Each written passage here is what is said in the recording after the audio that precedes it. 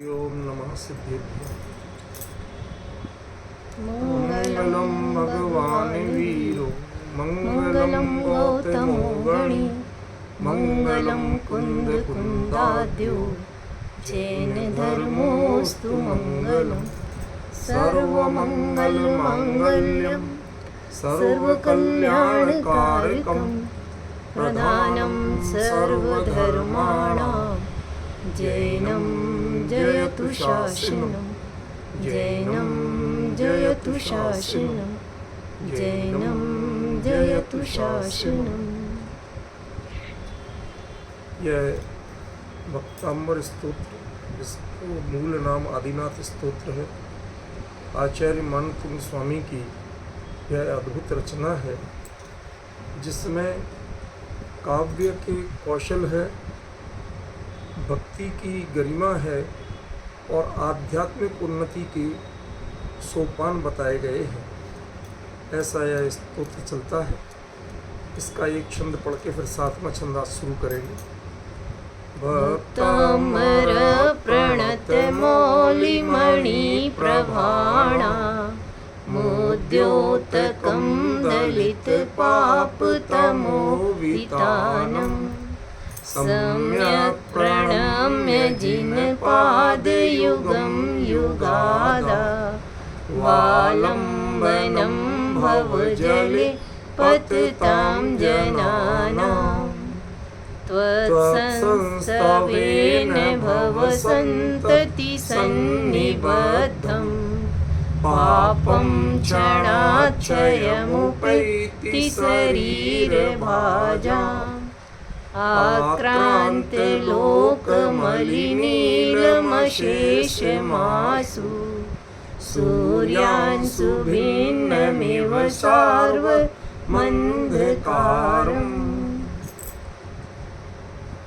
पहले शब्दार्थ लेते हैं, फिर बाकी चर्चा करेंगे।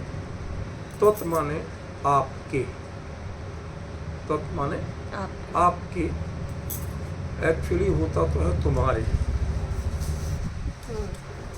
जो है तो तुम्हारे, क्योंकि जब निकटता बढ़ती है तो औपचारिकता घटती है। आपके ये औपचारिकता का संबोधन है, कथन है। जहाँ निकटता होती है वहाँ तो तेरे मेरे ही चलते। तो यहाँ आचार्य देव अपने आराध्य से अत्यंत निकटता का अनुभव कर रहे हैं, इसलिए उन्होंने तुम्हारे शब्द का प्रयोग किया। हमारी शिष्टाचार में इसका अर्थ होगा आप। संस्तवेन, संस्तव से, संस्तव करने से, भव संतति सन्निबद्धम, भव माने जन्म मरण, संतति माने परंपरा और सन्निबद्धम माने उसमें बांधे गए। ठीक है ना? अनादिकाल से जन्म मरण करते हुए बांधे गए। पापम माने पाप, क्षणात् माने क्षण भर में ही, क्षयमुपैति क्षय को प्राप्त हो जाते हैं। कितने? शरीर भाजाम, एक एक प्रदेश से बंधे हुए, जो पूरा अपने आप में कार्बन शरीर बनेगा।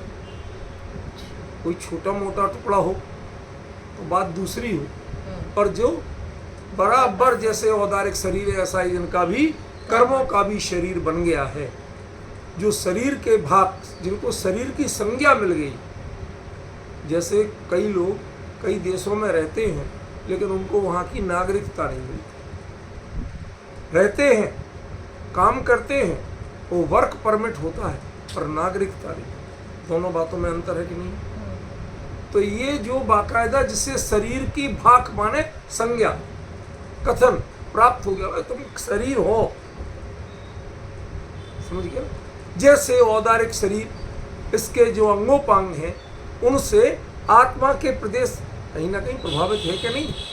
चक्षु से ही वहीं से देख पा रहे हैं, श्रोत्र से सुन पा रहे हैं, घ्राण से सूंघ पा, तो कहीं ना कहीं वह उनसे प्रभावित हैं। तो ये शरीर भाजाम कहने के पीछे असली उद्देश्य क्या है वो पहचान। वो असली उद्देश्य है कि वो शरीर के आकार माने पूरे आत्मा को आवृत किए हुए, वो शरीर के रूप को प्राप्त। समझ गए? क्लियर हो? तो शरीर भाजाम, शरीर के भाग माने कथन या संज्ञा को प्राप्त हो चुके हैं जो, वो आक्र वैसे ही क्षयमुपैति नष्ट हो जाते हैं, जो कि जैसे कि लोकम आक्रांत, जिसने पूरे लोक को आक्रांत किया हुआ है, परेशान किया हुआ है। ठीक है? आक्रांतम लोकम, जिसने लोक को आक्रांत किया हुआ है, बड़ा भारी परेशान किया हुआ, आतंकित किया हुआ है। ऐसा अली नीलम, भौरे के समान नील। अब ये शब्द समझना पड़ेगा, असल में काला कोई रंग नहीं माना है। हम भले ही बोलते हैं काला, नीला, पीला, लाल, सफ़ेद, पर आज के जो वैज्ञानिक विजन है उसमें ब्लैक को मिक्स कलर माना गया, ओरिजिनल नहीं। समझ गए? ओरिजिनल कलर कोई है तो वो ब्लू। इसलिए कहीं कहीं हमारे झंडे में उसमें नीचे साधुओं का काले वर्ण की जगह नीला वर्ण भी लगाया जाता है। तो वो जब नीला बहुत डार्क हो जाए तो वो काले जैसा ही प्रतीत होता है, लेकिन जिस समय उसे डाइल्यूट करोगे आप तो वो नीला निकलेगा, फिर काला नहीं निकलेगा। दो बातों का अंतर ख्याल में है कि जो बिल्कुल काला जैसा दिख रहा है, रात का अंधेरा वो काला दिखता है पर काला होता नहीं, एक्चुअली वो डार्क ब्लू होता है, डार्केस्ट ब्लू। समझ गया? जब ये लाइट होता है, जो ही इसमें रोशनी पड़ती है तो आसमान आपको नीला दिखता है कि काला दिखता है? नीला। माने उस पर रोशनी डाली गई तो वो नीला हुआ, वो मटमैला नहीं दिखा, ग्रे नहीं दिखा। काला यदि लाइट होगा तो वो ग्रेस होगा। समझ गया? इसलिए ये एक वैज्ञानिकता है कि जो रात का सारवर माने रात का, रात्रि का, अंधकार माने अंधेरा, जो रात्रि का अंधेरा है, अमावस की रात का भी अंधेरा है, वो वास्तव में कैसा है? अली नीलम, भौरे के समान गहरे नीले वर्ण का। अभी तो मात्र शब्दार्थ तो कोई ऐसी बड़ी भारी बात है ही नहीं, और शब्द तो हम सही सही समझे ना, नहीं तो फिर शब्द का अर्थ ही नहीं लगेगा, तो फिर गड़बड़ हो जाएगा। ठीक है ना? तो हमें इतना तो देखना पड़ेगा कि शब्द का अर्थ तो सही लगे। ठीक है ना? वो देखो, वह ऐसा जो अंधकार है वह कैसा है? अशेषम, पूरी तरह से, अशेषम पूरी तरह से, आशु माने तत्काल, जल्दी से, क्षयमुपैति ऊपर से ले लो, वो भी नष्ट हो जाता। कैसे?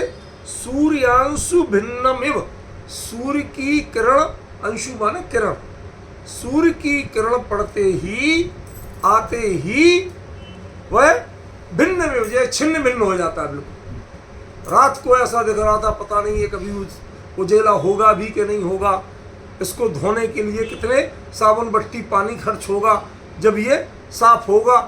क्यों? एक सूर्य की किरण उगते ही सारा गायब हो जाता है। ठीक है ना? तो वह इसमें बताया कि हे भगवान, आपका संस्तवन करने से भव संतति अनादिकाल की जन्म मरण की जो परंपरा में हमने बांधा है, वो बांधा क्या है? पापम। अब यहाँ जरा विचारना पड़ेगा, ज्यों ज्यों आप अर्थ की गहराई में जाओगे तो इसमें एक पहली बार तो विचारने का ये है, माने अनादिकाल की भव संतति में आपने अकेला पाप बांधा है या पाप पुण्य दोनों बांधे? और भगवान के संस्तवन से वो पाप क्षय होता है क्या पाप पुण्य दोनों क्षय होते?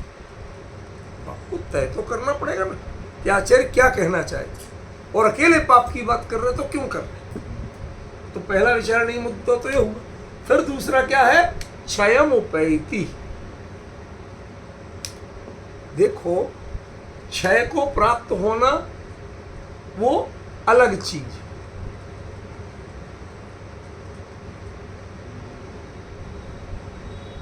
ये सब जो असल में ये लोग छापना नहीं जानते हैं, सब गलत छपे। गलत माने कहाँ टूटना चाहिए वो सही नहीं टूटा, जो छपा है वैसा इन्होंने सही से लिख दिया अपनी ओर से। अब देखो मैं कहाँ फोकस कराना चाहता हूँ, उसको थोड़ा समझने की कोशिश करो। आपके संस्तवन से भव की संतति में बंधे हुए पाप क्षण भर में क्षय को प्राप्त हो जाते हैं। एक नई बात कह दी, शरीर भाजाम। इसको मैंने थोड़ा सा इटैलिक जैसा कर दिया, मतलब इसके पीछे भी कुछ विशेष रहस्य है। फिर कैसे क्षय को प्राप्त हो जाते हैं? जैसे बड़ा भयंकर अंधकार हो रात्रि का, लेकिन सूर्य की पहली किरण एक पड़ी नहीं और कहाँ छिन्न भिन्न हो जाता है, गायब हो जाता है, पता ही नहीं चलता। ऐसे भगवान आपकी संस्तवन करने से अनादिकाल से भव संतति में बांधे हुए सारे पाप वो क्षय को प्राप्त हो जाए। अब एक चीज पूछना है कि दुनिया में सत्य क्या है, अंधेरा या उजाला?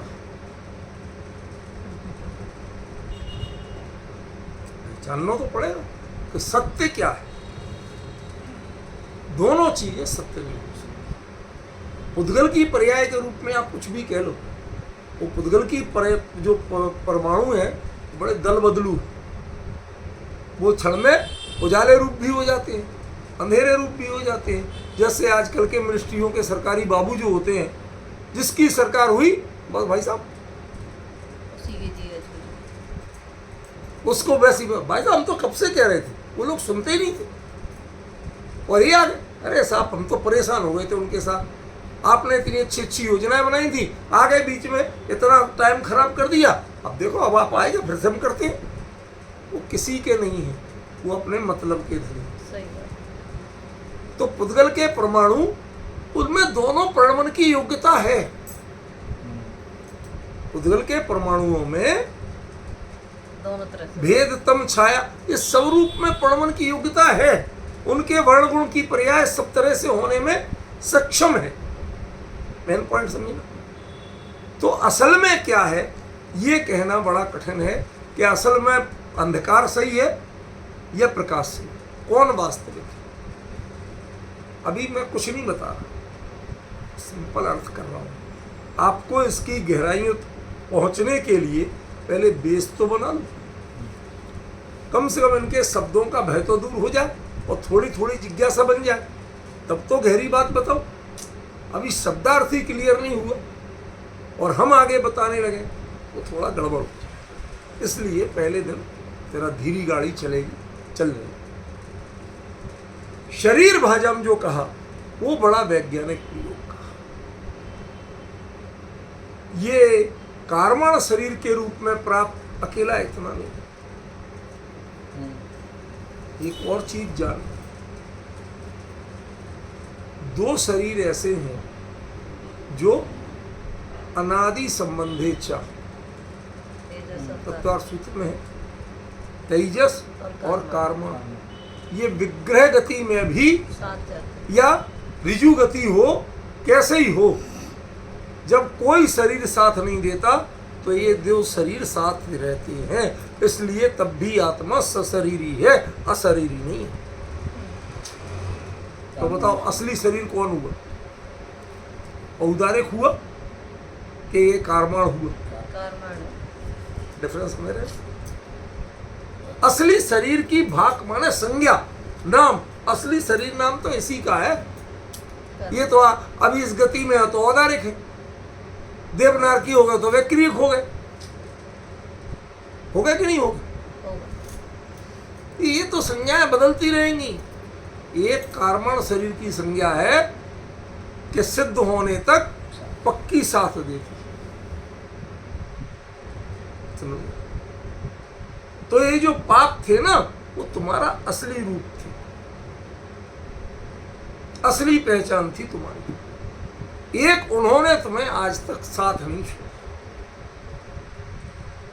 और ऐसे पाप भी अब अनादिकाल से पुण्य भी होता है। पुण्य पाप को खत्म नहीं करता, क्षय को प्राप्त नहीं होता। पुण्य से पाप डाइल्यूट होता है। डाइल्यूट होना समझते तो हो? जैसे जब रोशनी आप अंधेरे में कर लेते हो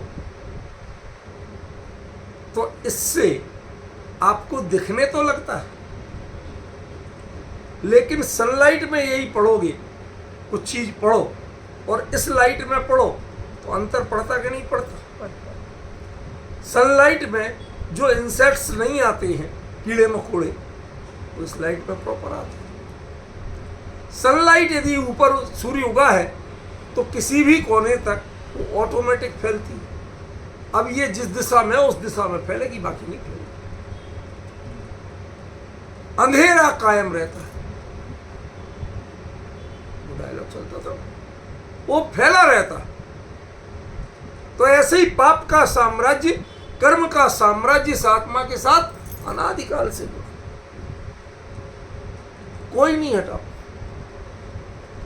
लेकिन वो कर्म और पाप का साम्राज्य भी त्वत्संस्तवेन, आपके संस्तव से क्षणात क्षयमुपैति, क्षण भर में आपको एक एक चीज पे गंभीरता से विचार करना पड़ेगा। आज सब कुछ नहीं आ जाएगा, लेकिन आपको ये दिमाग में सेट करना पड़ेगा कि इसमें एक महत्वपूर्ण बात ये भी है, क्षण भर में क्षय को प्राप्त।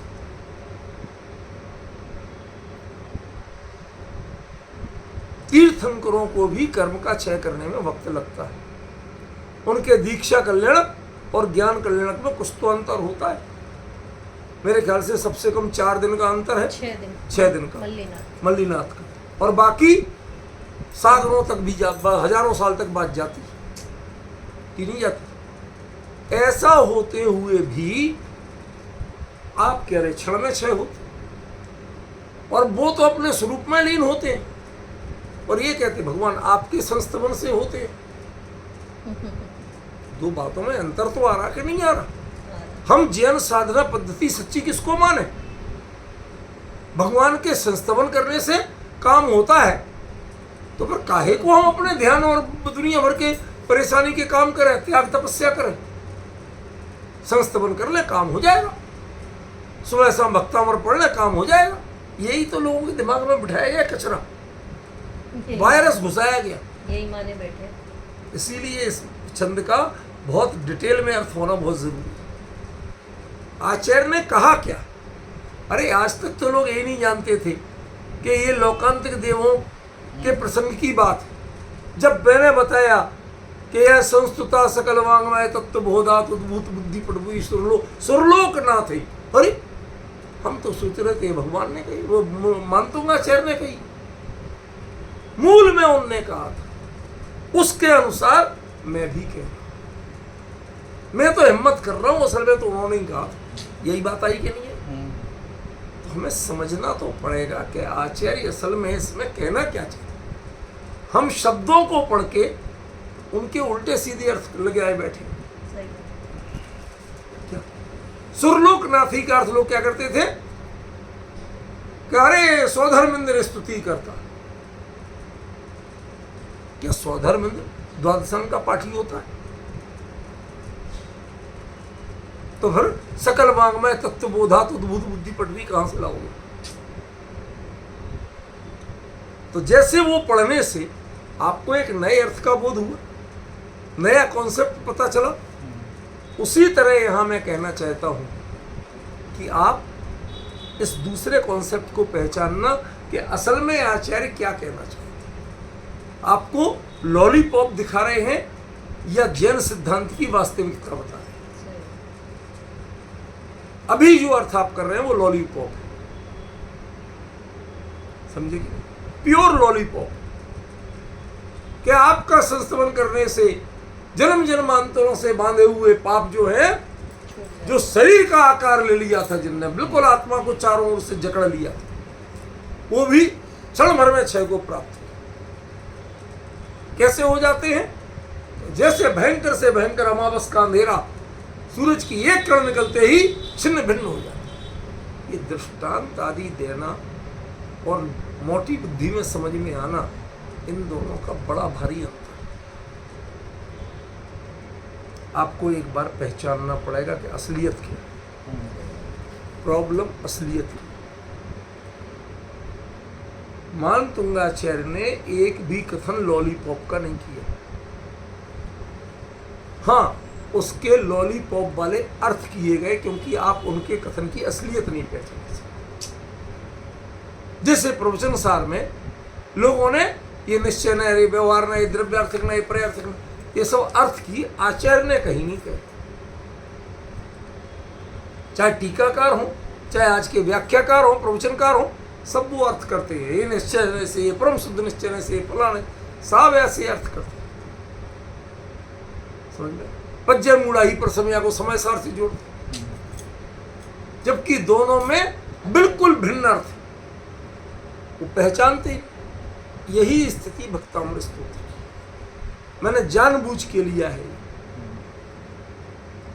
जो आपको इसमें लॉलीपॉप दिख रहा है, क्षण भर में 6 को प्राप्त हो जाएंगे, बस कुछ नहीं करो, भगवान की भक्ति करो।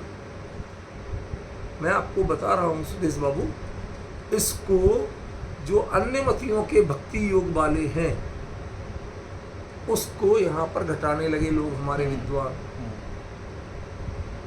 समझ गए ना? सकाम भक्ति, निष्काम भक्ति, फला और ढिमका, ये सब लगाने लगे।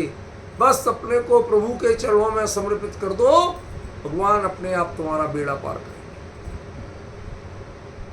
लोग बोलने लगे मैंने तेरे ही भरोसे दीनानाथ भंवर में नहीं है, छोड़ दे। बोलो भजन चल रहे कि नहीं चल रहे, गाते कि नहीं गाते, और अपने आप को बड़ा धर्मात्मा समझते, हम तो भगवान की भक्ति कर रहे हैं। जबकि वो आप जिन शासन का विरोध कर रहे हैं। भगवान तो वीतरागी हैं, उनके भरोसे छोड़ी क्यों तुमने?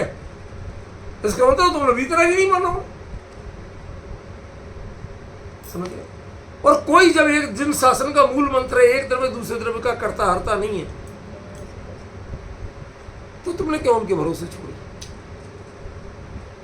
लेकिन ये सब वायरस चल रहे और कंटिन्यू चल रहे। उन्हीं के कंटिन्यूशन में इस छंद की व्याख्या लोगों ने, भक्ति योग वालों ने कर दी कि अन्यमति कहते हैं, जैन भी कहते हैं।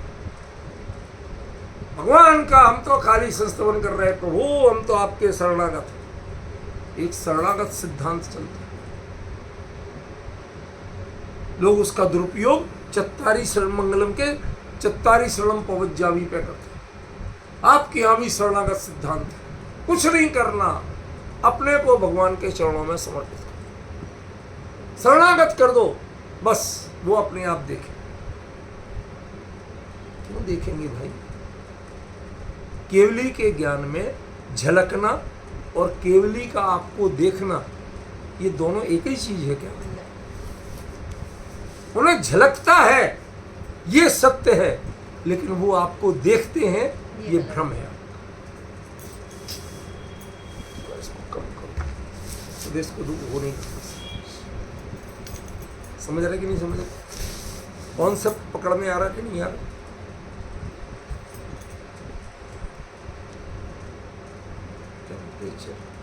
बढ़ाओ, ठंडक। मुद्दे की बात समझने की कोशिश करो, क्या कह रहा हूं। इसमें जो अर्थ किया गया है और जैसा लोग करते हैं वो टोटल कंफ्यूजन है। थोड़ा नहीं, टोटल कंफ्यूजन है। समझे कि एकदम से अनर्थ किया जाता। जैन दर्शन ने ऐसी किसी बात का कभी समर्थन नहीं किया कि भगवान आपके कष्टों को दूर करेंगे, आपको पापों से छुटकारा दिलाएंगे। ये जैन सिद्धांत है ही नहीं। और आप एक और कहते हैं कि द्वादशांग के पाठियों ने जैसा संस्तवन किया मैं वैसा करूंगा। तो लोकांतिक देव के भगवान के पास इसलिए आते हैं कि भगवान आप ही मेरा बेड़ा पार करना।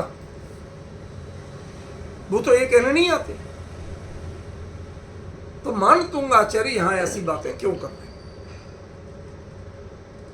इस छंद से जितने भ्रामक अर्थ हैं भक्तामर के बारे में और गलत इंटरप्रिटेशन है, वो सारे छंद के शुरू हो रहे हैं। आचार्य ने वो बात बिल्कुल नहीं कही, आपको कंफर्म कर रहा हूं, लेकिन वहां तक आपको पहुंचा सकूं उसमें मुझे थोड़ा वक्त लगेगा। अभी हम अर्थ की भूमिका में, शब्द और उनका अर्थ, भले ही नेगेटिव निकल रहा जो निकल रहा, पहले अर्थ तो जानो। साथ में मैं बता रहा हूं कि ऐसा है नहीं, शब्द का अर्थ ये होता है, पर आचार्य का ये अभिप्राय नहीं है। क्यों नहीं है ये मैं सिद्ध करके बताऊं, ठीक है। जितने मैंने ये अंडरलाइन कर दिए, इन सब में वो बात कही गई, इन्हीं से सिद्ध होगा। पर अभी हमारा उद्देश्य क्या है कि इनके शब्दों का अर्थ आपको समझ में आए, ठीक है। तत्संस्तव्य, एक चीज ध्यान रखना, कहीं कहीं आचार्य स्तव शब्द का प्रयोग करते हैं और कहीं कहीं संस्तव शब्द का प्रयोग करते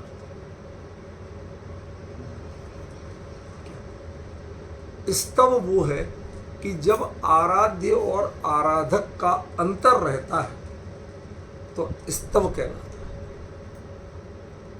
और जब आराध्य और आराधक का भेद मिट जाता है तो वो संस्तव कहलाता है। शुरुआत कहां से हो रही? त्वत्, ये त्वत्, वो पत्नी भी होती है ना, राष्ट्रपति की भी हो, तो वो पब्लिकली किसी के फोन आए, जी महामहिम जी अभी आएंगे तो हमें आपको उनकी सूचना दे दूं, आपका मैसेज दे दूं। लेकिन जब अकेले में कहती तो अजी सुनते हो, तो उसका फोन आया था, वो फॉर्मेलिटी सारी गायब। क्यों? उनके बीच में फॉर्मेलिटी है ही नहीं ना, वो आपको सुनाई जाती है, वो उनके बीच में होती नहीं। जिनमें डिस्टेंस होता है उनमें फॉर्मेलिटी होती है, जिनमें डिस्टेंस ही नहीं है, जो संस्तव कर रहे हैं, आराध्य और आराधक में भेद ही नहीं है, समझ रहे हैं? उनके बीच में त्वत् से बात शुरू होती है, भवत से बात शुरू नहीं होती। वो आप नहीं कहते हैं, वो तुम कहते हैं। दुनिया को दिखाने के लिए शिष्टाचार होगा, लेकिन जब हम डायरेक्ट होंगे एक दूसरे से तो शिष्टाचार नहीं।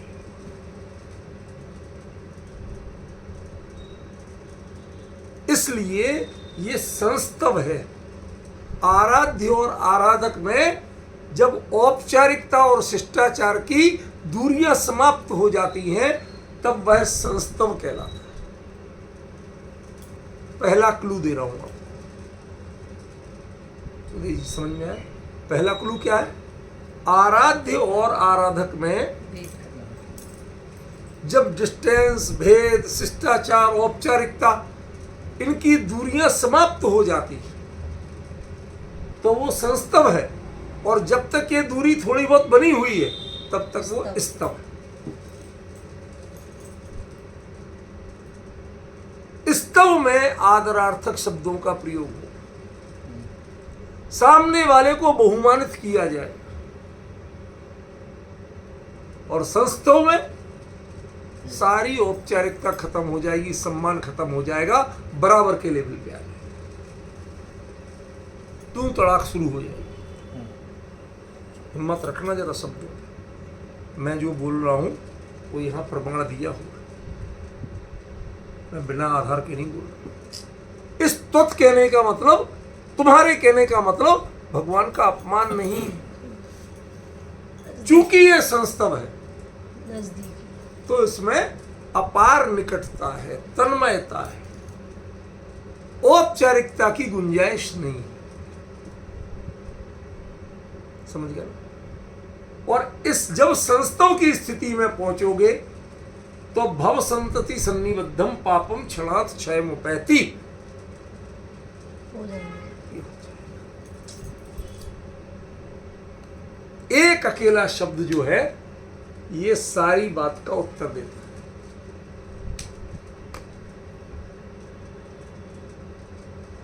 ये ऐसे सिद्धांत बना देता है। ये कर्म सिद्धांत के भी अनुकूल है, वस्तु व्यवस्था के भी अनुकूल है। और यदि इसका अर्थ हम खाली भक्ति स्तुति जय जयनाथ परम गुरु हो इससे लेंगे तब तो क्या होगा? सिद्धांत ही गलत होता है। तो ये पूरा जैन सिद्धांत को मिट्टी कर देगा। न वस्तु स्वतंत्र रहेगा, न अकर्तावाद रहेगा, न भगवान वीतरागी रहेंगे, सही बात है। और न पुरुषार्थ की जरूरत रहेगी। फिर तो भगवान के पास अर्जी लगाओ, थोड़ा प्रसाद चढ़ाओ, भगवान सब ठीक करेंगे, हम तो चैन से सो।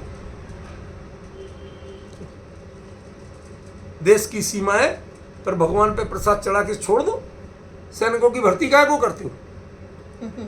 उनकी नाइट पेट्रोलिंग क्यों कराते हो? कर दो ना अकेली। सब सैनिकों से कहना तुम जिस भगवान को मानते हो उनकी शाम को दिया बत्ती भक्ति करके और चैन से सो जाना। चल जाएगा काम, देश चल जाएगा, सीमाएं सुरक्षित रह जाएंगी। कि सैनिक को बिल्कुल अलर्ट, अपनी ड्यूटी पे, चाहे सर्दी है, गर्मी है, बरसात है, जिसको जिस पोस्ट पे जहां ड्यूटी जो दी गई है तो उसे अलर्ट ही रहना है, चाहे दिन की हो चाहे रात की। रुपल बहन, मैं कभी कभी देख के थोड़ा व्यथित भी हुआ। जब कश्मीर लेह लद्दाख के टूर पे गया था मैं, उस समय जो चलते थे गाड़ियों से हम, तो एक एक पेड़, वहां तो पहाड़ों पर ऊंचे ऊंचे पेड़, देवदार के, चीड़ के, एक एक पेड़ के साथ पूरे जो बुलेट प्रूफ सारी जैकेट है, बुलेट प्रूफ हेलमेट, इतने सब लगाए। ठीक है ठंडक थी, लेकिन उसके साथ साथ 20-20, 25-25 किलो की वो ड्रेस होती बुलेट प्रूफ बनाने के लिए। इतनी भारी, इतने वो में बीच में वो लगे होते जब तो गोली अंदर नहीं जाती, समझ गया? वो पहने, इतना भारी हेलमेट पहने, और वो खड़ा है तो खड़ा है, वो बैठ नहीं सकता। अब आपको एक पॉइंट पे, और खतरा भी है, कभी भी कहीं से आतंकवादी हमला कर सकते। तुझे अपनी जगह पे चाहे कुछ भी हो जाए, और बुलेट प्रूफ अकेली जैकेट होती है, नीचे के कपड़े बुलेट प्रूफ नहीं होते। यदि नाक पे, मुंह पे, आंख पे लगेगी तो ये बुलेट प्रूफ नहीं है। समझ रहे? थोड़ी बहुत हिस्सा है, बाहें बुलेट प्रूफ नहीं होती, सिर्फ सीना होता, समझ गया? सिर्फ इतना सिर होता है, बाकी कुछ नहीं करना। समझ रहे कि नहीं समझ रहे? उसके बावजूद वो बिल्कुल अलर्ट खड़ा रहता है। यदि वो ऊँघता हुआ भी मिल गया तो उसका कोर्ट मार्शल हो जाए। अब जरा विचार करो, क्या कहना चाहता हूं। जब तुम देश की सीमाएं नहीं छोड़ सकते हो, अपनी फैक्ट्री के गेट पे गार्ड को सोता हुआ नहीं देख सकते हो, तो वस्तु व्यवस्था को, किसी को भक्ति करके, प्रसाद करके उसके भरोसे कैसे छोड़ सकते? उसका परिणमन उसके पौरुष के बिना हो कैसे जाएगा? पॉइंट समझ में आ रहा? क्या कहना चाहता हूं, पहले उसे समझो। तो यहां पर ऐसा क्यों कह दिया कि खाली भक्ति करो, भगवान अपने आप बेड़ा पार करे? हमें पीड़ा होती है जब मुमुक्षु लोग, कोई के यदि देह वियोग हो गया, भगवान उनकी आत्मा को शांति प्रदान करे, भगवान उनको ऐसा करे, परम कृपालु भगवान ऐसा करे। मुझे इतना आश्चर्य लगता कि काहे को आपने समय सार पड़ा, काहे को आप तत्व ज्ञान की बातें करते हो? मेरी बात समझी कि नहीं? यदि आप में इतना विवेक नहीं जग पाया आज तक, तो जगह क्या है आप?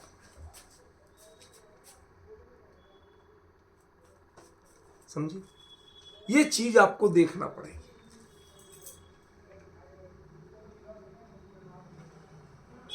पापम क्षणात, इस शब्द पे 3 लाइनें लगाई मैंने। क्षणात माने क्षण भर में।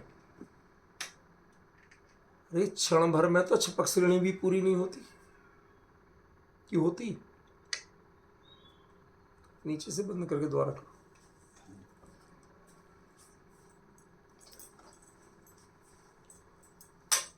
समझे कि नहीं? क्षण भर में तो छपक श्रेणी भी पूरी नहीं होती, फिर क्षण भर में क्यों कह दिया? आज कुछ नहीं चल रहा है, अभी तो समस्याएं पैदा करके दिखाएंगे। क्या क्या प्रॉब्लम्स है वो बताएंगे। अरे भाई तुम्हें कुछ नहीं आता, फालतू में चला। तो उसे पहचान। आचार्य कह रहे हैं कि क्षण में क्षय को प्राप्त होती है और छपक श्रेणी भी क्षण में नहीं होती। और छपक श्रेणी में सामने वाले पे त्वत कहा, आपके कम से कम दूसरे की सत्ता तो स्वीकार की कि नहीं की? जब दूसरे की सत्ता स्वीकार कर रहे हो आप, उसका मतलब क्या है कि आप दो हो, द्वैत की स्थिति है। तो द्वैत में अद्वैत कैसे बनेगी? आपने संस्तव का अर्थ क्या किया कि जब आराध्य आराधक का भेद मिटता, किया कि नहीं किया? तो फिर त्वत क्यों बोला? ये सब समस्याएं हैं। जब समस्याएं अच्छी तरह दिमाग में बैठ जाएंगी, वाकई में बहुत है। जैन शासन के बिल्कुल विरुद्ध जा रहा है, इतना तो बैठे, समाधान तो तब दे पाऊंगा। प्रॉब्लम ये है कि हमने उसको मूल में पहचानने की कोशिश नहीं की। हमने भक्तामर को शॉर्टकट बनाया। ये भगवान मानता हूं आचार्य आपने बहुत बढ़िया कर दिया। आपका संस्तवन करो, सारे पाप नष्ट हो जाएंगे। कितने मजे में कि जैसे रात का घना अंधकार वह सूर्य की पहली किरण निकलते ही नष्ट हो जाता है। रात को 12 बजे नष्ट होता है। अब कुछ क्लू समझ में आए? सुबह होने पे ही नष्ट होता है ना, कि रात के 12 बजे नष्ट होता है? तो आपको क्षणात का अर्थ तो निकालना पड़ेगा। फिर मुझे जरूरत है रात को 12 बजे और तुम्हारा सूर्योदय होगा सुबह 6 बजे। अंतर समझे कि नहीं? सुबह 6 बजे तो उजाला होना ही था, हमें जरूरत अभी है। तो हमारा काम चलेगा या नहीं चलेगा? ये चीजों में इसमें बहुत सारे झूल हैं। कर्तावाद ने हमारे दिमाग को इतना सड़ा दिया है। भक्ति के आंदोलन में सबसे बड़ा नुकसान यदि किसी ने पहुंचाया तो कर्तावाद ने पहुंचाया। भक्ति गुणानुराग का नाम था, गुणों की पहचान करने का नाम था और गुणों के अनुयायी बनने का नाम था, उन्हें आत्मसात करने का नाम था। हम कृतज्ञ थे कि इनकी पहचान हमें आपके माध्यम से, आपके व्यक्तित्व से हुई। उसकी कृतज्ञता का नाम भक्ति था, हमने उसे कर्तावाद बना दिया। ये बात नोट करने जैसी है। आप क्या भक्ति क्या थी? एक कृतज्ञता का रूप था कि जिन गुणों की हमें हमारे में भी थे, लेकिन हम अपने आप में पहचान तक नहीं कर पाए। समझिए, आपको देखने से ये सब मेरे में संभव है, ये मेरे अपने में है, इसको मुझे किसी में लेने नहीं जाना। और ये स्वयं में इतनी योग्यता, इतनी क्षमता प्रकट की जा सकती है। ये आपको देखने से हमें पता चल गया, इसलिए हम आपके बहुत धन्यवाद करते हैं। इसका नाम था भक्ति। और उसको हमने बना क्या दिया? भगवान ये 1.25 रुपए का प्रसाद समर्पित है, काम हो जाएगा तो 51 का चढ़ाऊंगा, बाकी आपकी ड्यूटी है। अब आप जानो, आपका काम जानो। ये जो हमने अनर्थ बनाया है, ये भक्तामर के नाम पे जो अनर्थ बनाया है, वह इस छंद से ही फैला है और उसका समाधान भी इसी छंद में। ये मजे की बात, इसका उत्तर कहीं और नहीं है, इसी छंद में। और वो उत्तर कहां से शुरू हो रहा है? संस्तव। एक तो संस्तव से, दूसरा सूर्यांशु भिन्न में वो वह किससे होता है? सूर्य। सूर्य की किरण से। मतलब सूर्य की किरण जब निकलना है तभी होगा। तुम्हारे रात के 12 बजे तुम अपने मिथ्यात्व में पड़े रहो, मध्य रात्रि का अंधकार, ये जो गृहीत मिथ्यात्व है ये मध्य रात्रि का अंधकार, उससे तुम जकड़े हुए हो, समझ रहे हो? और उससे जकड़े जकड़े अपनी कल्पना क्या कर रहे हो? भगवान आप ठीक कर दो। हाँ, भगवान आप बस ध्यान रखना, हमने तो तेरे ही भरोसे दीनानाथ भवन में नहीं है छोड़। ये जो सोच है इसके लिए आचार्य साफ साफ कहते हैं सूर्यांशु भिन्न में, सूर्य के उगने का कुछ तो समय है, सूर्य की किरण से होते हैं, लेकिन सूर्य भी अपने समय पे आता है। आधी रात को सूर्य नहीं उगता। हमारी रूपल बहन कह सकती हैं देश में, दुनिया में कुछ देश ऐसे भी हैं जहां मध्य रात्रि का सूर्य कहलाता उगता है। ऐसे भी देश हैं कि पौन घंटे पहले सूर्य डूबता है और पौन घंटे बाद उजाला हो जाता है, सूर्योदय हो जाता है। जानता मैं भी, इसलिए वो याद मत दिलाओ, उतनी जानकारी हमें भी। वो रात्रि कितने कम या अधिक समय की है वो एक अलग मैटर है, लेकिन वहां सनराइज टाइम वही है। वो उस 45 मिनट के 22वें मिनट पे नहीं होता।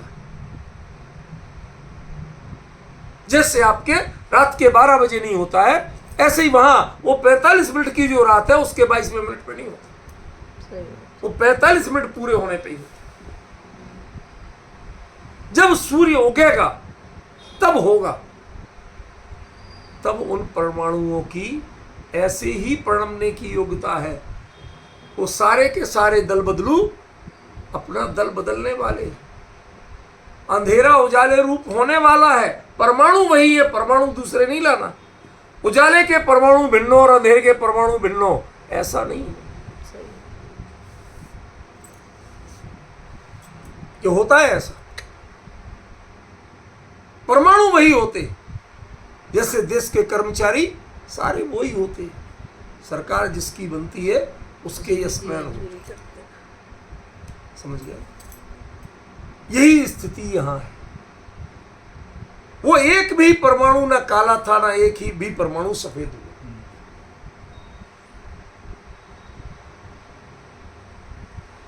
सूर्य का वियोग इसने उनका कालापन प्रकट किया था,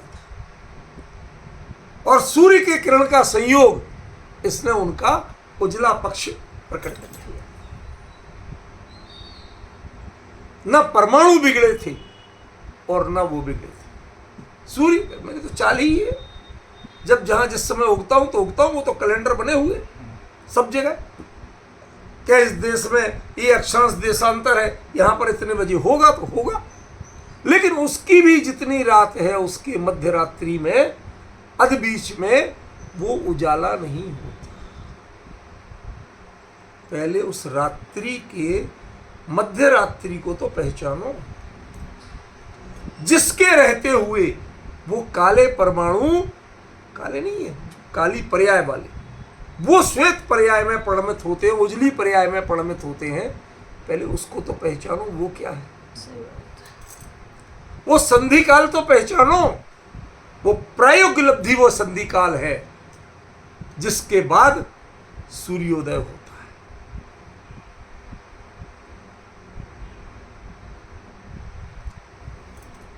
पाप के परिणाम बंधे हुए हैं, वो बंधे हुए हैं, लेकिन प्रायोगिक वह पाप के परिणामों के अनुसार नहीं हो रही है, वह तुम्हारे पुरुषार्थ के अनुसार।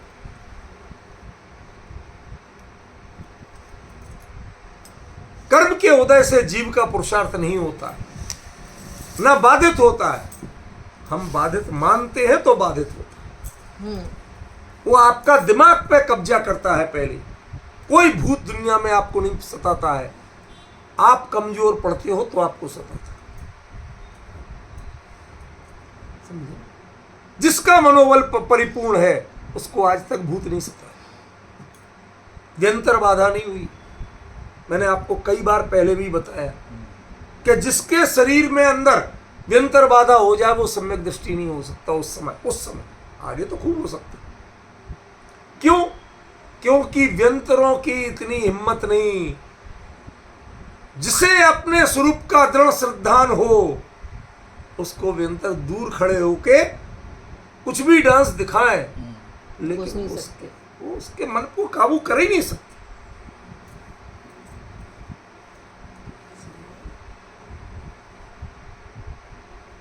उनके यहाँ जो गीता ग्रंथ है उसमें दिया है, आत्मवंतम ही कर्माणि न बध्नन्ति धनंजय। जिसे अपने आत्मा पर भरोसा है उसे कोई कर्म नहीं बनते हैं। धनंजय माना हे अर्जुन, कृष्ण उपदेश दे रहे हैं, आत्मवंतम ही कर्माणि न बध्नन्ति धनंजय। हे धनंजय, हे धनुर्धारी अर्जुन, जिसको अपने स्वरूप का विश्वास है उसे कोई कर्म नहीं बनता। जिस समय हो आत्मदृष्टि कर्म थर थर कांपते हो। समझ रहे हो? ये नहीं समझ पाए। यहां आचार्य क्या रहे हैं? उन्होंने खाली एक विश्वास दिलाया है, और वो क्या? कर्म कितने ही जन्म जन्मांतरों के बंधे हों, उनको छुड़ाने के लिए जन्म जन्मांतर नहीं लगने वाले हैं। पुरुषार्थ की एक किरण काफी है। वो ये बता रहे हैं एक समय में। वो ये बता रहे हैं, वो ये नहीं बता रहे हैं कि भगवान तुम एप्लीकेशन लगाओ, उनकी भक्ति करो और उनकी कृपा से सब हो जाए। ये नहीं बता रहे। वो एक कॉन्फिडेंस जगा रहे हैं कि भयंकर से भयंकर रात्रि, उसके अंधेरे को दूर करने के लिए घंटों का पुरुषार्थ नहीं चाहिए। अनादिकाल से जन्म जन्मांतरों में कर्म बांधे हैं, उन कर्मों से छुटकारा पाने के लिए आपको फिर से जन्म जन्मांतर नहीं करना पड़ेंगे। एक समय के पुरुषार्थ में तुम्हारे सारे कर्मों का छुटकारा सुनिश्चित हो सकता है। ये बता आचार्य बता कहीं रहे हैं और हमारा इंटरप्रिटेशन कहीं और जा रहा है। देखो जैन दर्शन कितना महान है। तुम तो भगवान की भक्ति में लग जाओ भाई साहब, तुम्हें कुछ नहीं विचार, सोचने की जरूरत नहीं, क्या पोथी पढ़ना, क्या करना। मान दूंगा आचार्य कह रहे हैं तत्संस्तवेन सुबह जाके जय जयनाथ परम गुरु हो कराओ। भगवान के पास एप्लीकेशन लग गई, अब तुम्हारा तो सारे पाप छूट जाएंगे, धुल जाएंगे। ये गलती इंटरप्रिटेशन की। उसमें बताना कुछ और चाहते थे और आपने उसका व्याख्यान कुछ और कर दिया। सिंपल ये बात बताना चाहते हैं कि जिसने शरीर का आकार ग्रहण कर लिया, मैंने पूरी आत्मा को जकड़ रखा है। ऐसे भी जो पाप कर्म हैं, भयंकर से भयंकर कर्म हैं, वो भी क्षणाक्षर सेकेंड श्रद्धान बदलो, बाकी अपने आप होता रहेगा। मोह कर्म नाही नाही भ्रमकूप है, शुद्ध चेतना सिंधु हमारो रूप है। संसार अवस्था में रहते हुए भी आप अपने आप को ज्ञानी ऐसा ही निर्णय करते हैं। सूर्यांशु भिन्न में विसार वरमंद। अभी किरण आई है एक, लेकिन घने से घना अंधेरा जो था, रात को विश्वास ही नहीं हो रहा था कि अमावस की रात है, क्या होगा, कैसे दूर होगी ये। लेकिन उजाला होते ही, पहली किरण आते ही दूर। ऐसे ही तत्व ज्ञान की पहली किरण आई नहीं। वो किरण क्या है? वो संस्तव करना सिखाती है, अकेला स्तव करना नहीं सिखाती। आराध्य और आराधक की दूरी मिटाओ। आप तो दूरी बनाते हो। जब जब आप उनको पूज्य बताते हो और अपने को पतित बताते हो, प्रभु पतित पावन में अपावन चरण आयो शरण, यो विरदे आपने हर स्वामी में अटक। ये इंटरप्रिटेशन आपको बहुत गलत सिखाया। ये सोच बदलना पड़ेगी। आचार्य ने साफ साफ कहा कि तुम संस्तव करना सीखो, भगवान को अपनी नौकरी पे मत लगाओ। मैं शब्द थोड़े खोटे बोल रहा हूं, लेकिन आपको चोट पड़ा इसलिए बोल रहा हूं। भगवान को अपनी नौकरी पे मत लगाओ, तुम तो अपने विषय भोग में मस्त। और सुबह थोड़े से चावल चढ़ाए, जयजनाथ परम गुरु कराए, भाई भगवान अब देखो आप ही ख्याल रखना। मान दूंगा आचार्य ने लिख दिया कि तो संस्थे में सन्निबद्धम, आपका संस्थापन कर लिया, बस अब हम आजकल रोज भक्तांबर पढ़ने लगे। इसलिए मैं जानबूझ के भक्तांबर नहीं पढ़ता,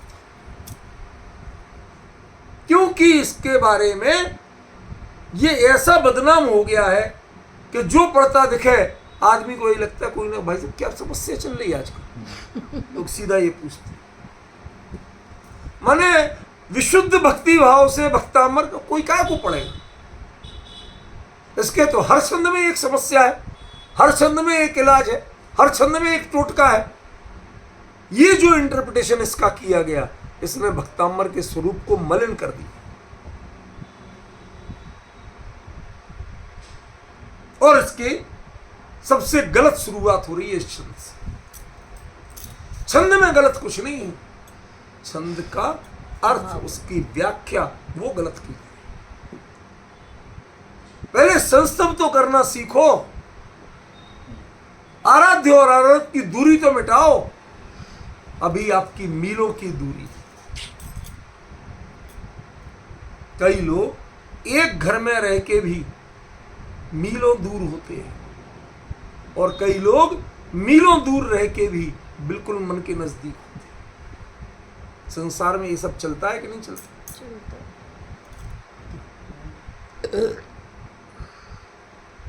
इसी अर्थ को पहचान, आपको संस्तव करना है, अपनी दूरियां मिटाना है, आपको भीख नहीं मांगना। आपने संस्तव का अर्थ भीख मांगना समझ रखा, आपने संस्तव का अर्थ भगवान को ड्यूटी पे लगाना समझ रखा कि हमने थोड़ी से चावल चढ़ा दिए, भगवान आपकी ड्यूटी, हमने भक्तांबर पढ़ लिया, बाकी भगवान आपकी ड्यूटी। इस कर्तावाद ने, इस गृहीत मिथ्यात्व ने भक्तांबर का स्वरूप विकृत करके रख दिया,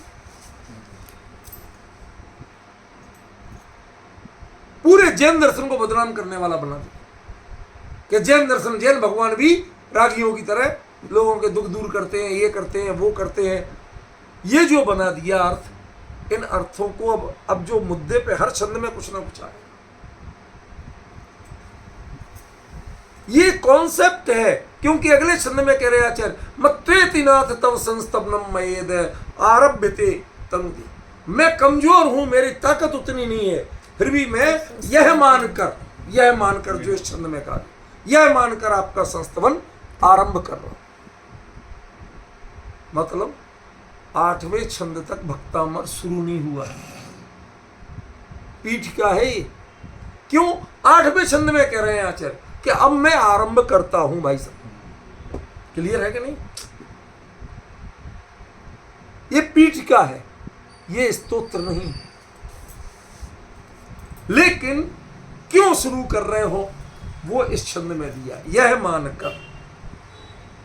तो यह गृहीत मिथ्यात्व है क्या? यह भगवान में कर्तावादपने की स्थापना है क्या? क्या है ये तो बताओ पहले। ये हमें सबसे बड़ा भ्रम है और कुछ नहीं। आचार्य ने कुछ और कहा और हमें इन पंडितों ने व्याख्या करके कुछ और बता दिया। ये सबसे बड़ी बीमारी है, आप समझ गए ना? इसलिए इस छंद को अभी मात्र मैंने थोड़ा बहुत शब्दार्थ करके बताया। आगे फिर जो अंडर मार्क किए हैं, एक एक पॉइंट का जिन शासन के आलोक में आपको क्लैरिफिकेशन करूं, तब आपको पता चलेगा कि असल में आचार्य क्या कह रहे थे और किस बात को मान करके आचार्य ने ये भक्तांबर शुरू किया।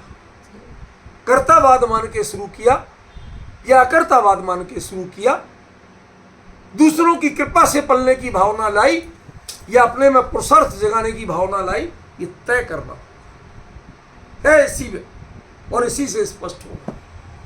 लेकिन आज कम से कम शब्दार्थ तो हुआ। अब किसी को सारवर माने शर्वरी यानी रात्रि का अंधकार, इतना तो समझ में आना शुरू हुआ, वरना तो सारवर मंदकारम पढ़ते रहते थे। तो एक बार, एक दिन में, एक घंटे में यदि आपको वो छंद के शब्द भी समझ में आने लगे, उनका सरल अर्थ भी समझ में आने लगा, बहुत। वैसे भी 5-6 घंटे तो लगने ही लगना है कम से कम, तो 1 घंटे में तो सारा कुछ होना नहीं था। तो अगली बार जो चलेगा उसमें हम इस बात को और गहराई से क्लियर करें, ठीक है ना। और हो सका जोर चला, परिस्थितियां अनुकूल रही, तो इस बार भी 10 लक्षण में भक्तामर लगातार हर रोज चले, ठीक है ना। और अब लेकिन अब इसी लेवल पे चलेगा, उधर के लेवल पे भी चलेगा। जिसको पचे तो सुनो, नहीं पचे तो मत सुनो। समझ गए? ये विषय आप लोग विचारिए कि आचार्य ने कहा क्या है और हमें अर्थ पढ़ाया क्या गया, ये विचार, ठीक है ना, विशेष।